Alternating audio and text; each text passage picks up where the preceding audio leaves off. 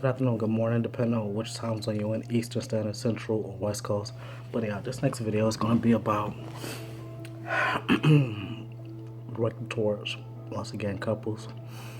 And the reason I speak so much about couples is because it's kind of a ignored situation and ignored category.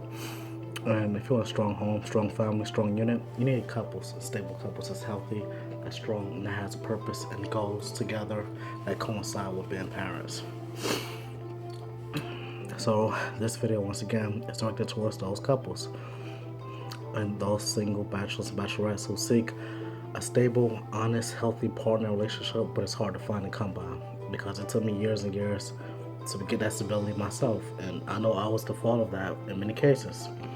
So for other men out there that understand that, you know where I'm coming from. For everyone else, some people just meet a high school sweetheart in high school. You get married, have kids, your life is set. But this is not for you. This is for everybody else, like myself, who struggled to find the soulmate and the person that was meant for them over the years. So here we go. What do men look for when we're dating?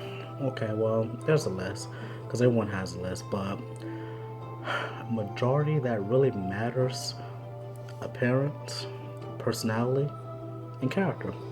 For example, you meet a great guy, he's attractive, he's well off financially, but he's boring. Sometimes that happens. You get 2 out of 3. So as a woman, you have to decide whether he's worth the risk or not. You have a financially stable life, you may have a happy life, but you may not have the most exciting, entertaining, base jumping, skydiving, traveling the world kind of adventurous type of relationship that you're seeking and looking for. Nothing wrong with that. Me myself, I consider myself to be a bad boy adventurer with a good boy's heart. And what that means is, well, I love taking risks, chances, opportunities, but at the same time, loyal, faithful, committed to my relationship. And that's all, you know, a personal choice, of course. And for other men who are seeking the same kind of stability in a woman that they're currently with or seeking to be with, the way you get put in the friend zone is by telling her or allowing her to tell you, I don't know if I want to date right now because I'm not sure about the future. It's not me, it's you. Those kind of dead end conversations don't go anywhere. So the first time a woman tells you, the man, these things, back off, give her some space. Don't text her, don't talk to her for a couple weeks, sometime to come to run herself. And if she's serious about it, what she will do is make a decision whether you're worth the risk of her time, her money, and her life. And if she say yes to those things, well, she's gonna do it. If not, let her walk away. She will come back if it's meant to be. And that's the hardest part about breaking up, divorcing, and being single for a lot of people. You don't want to be alone, especially this time of year, Valentine's Day, lovey-dovey, have a holiday, whatever. But the truth is, sometimes you have to be alone in order to stand great and be great at who you are again. With that being said, if the power and for the most part, the ball and the power is in the woman's court. You have to courtship this woman. If you don't, it's a losing battle. So for all the cynical men that's probably given up or gave up on these women already, I understand. Trust me, I get it. It's difficult, it's stressful, it's highly motivated, highly charged situation.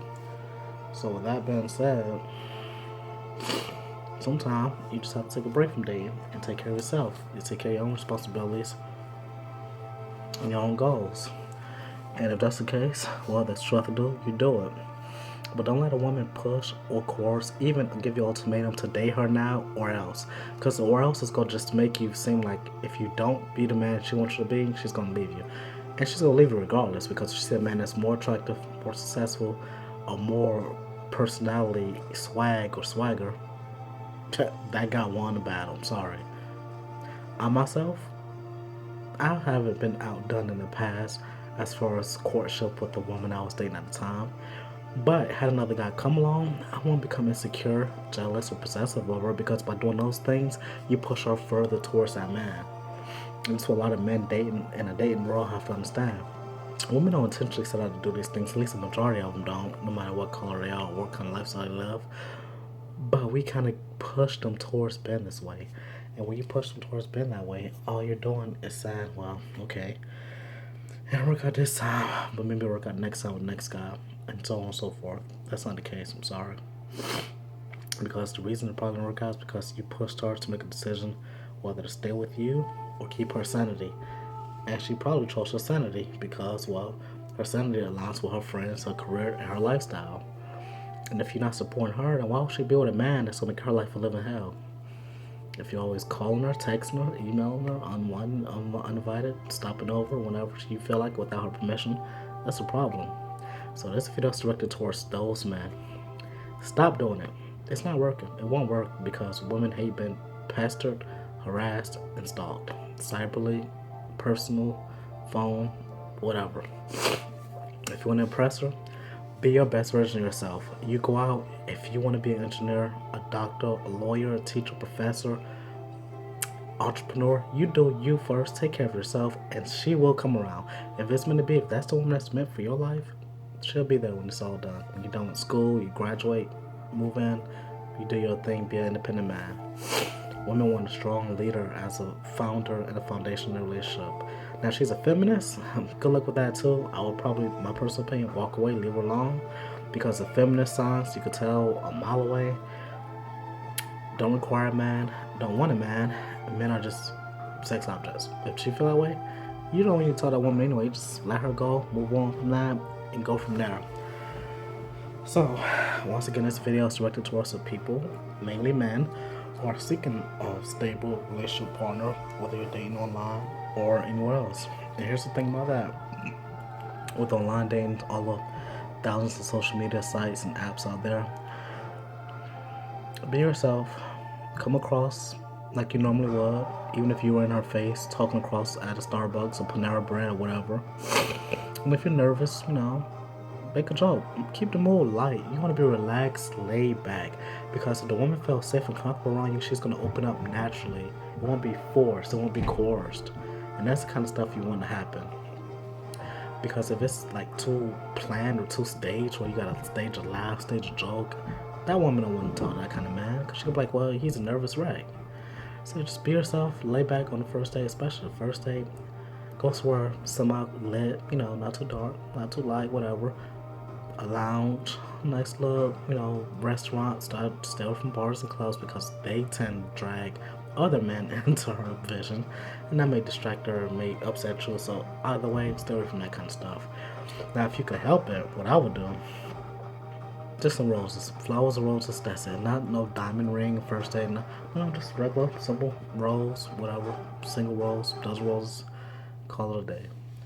You show up, you sit down, you greet her, introduce yourself, your formal name, not any, street names, nothing like that, aliases, no.